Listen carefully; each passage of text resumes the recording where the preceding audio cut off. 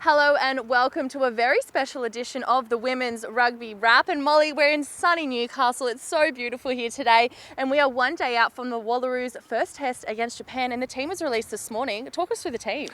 It's an exciting team. I think for Dwayne Nesta, it must have been an absolute headache to pick this side. Out of the 23, we have 9 debutantes.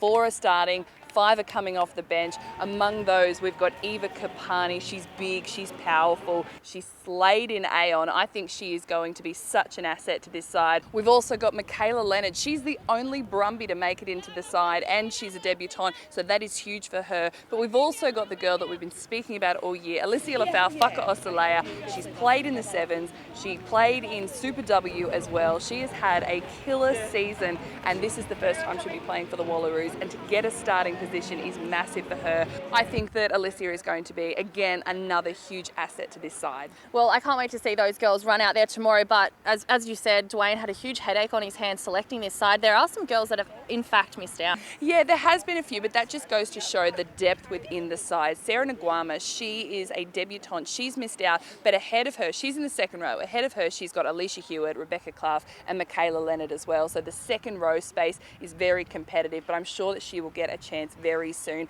Asaka Ono has missed out as well. She's playing halfback, but ahead of her, Kobe Jane Morgan. And I couldn't think of a better person to be ahead of her, because through training, she'll be able to nurture her as a better halfback. But a really surprising person to miss out was Sarah Reardon. Now, the interesting thing about her was the last game she played, she was the vice captain. So for her to miss out is quite surprising, but she's also been injured this season. She's got a couple of games under her belt, but I bet you that Dwayne probably just wants to rest her for a little bit longer. We do have 4 games this season. We are at number 1. I think she'll get her time later in the season. Well, the girls, in fact, speaking of games, had a little hit out this week. On Tuesday, they played a trial game against Japan, which was fantastic to see. They worked on their combinations. They got a few jitters out.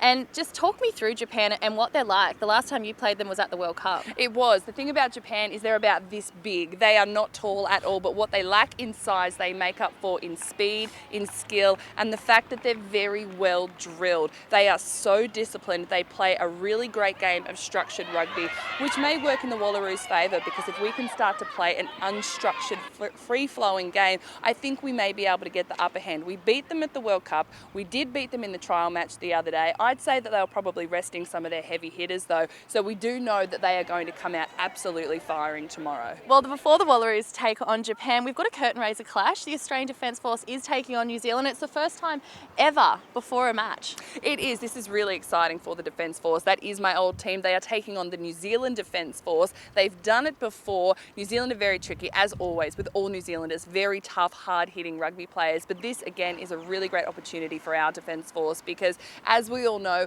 the Defence Force does have a lot of players who have filtered into the Wallaroos, myself being one of them, Alicia Hewitt, Sarah Reardon. Back in the day, we've got Caroline Vakalaki, Kate Porter. There's so many of us who have used that as a pathway. They don't get the opportunity to play Super W as often as they may have liked. So this is a really good opportunity for them to get out there and showcase their skills, and also just a really great day of rugby.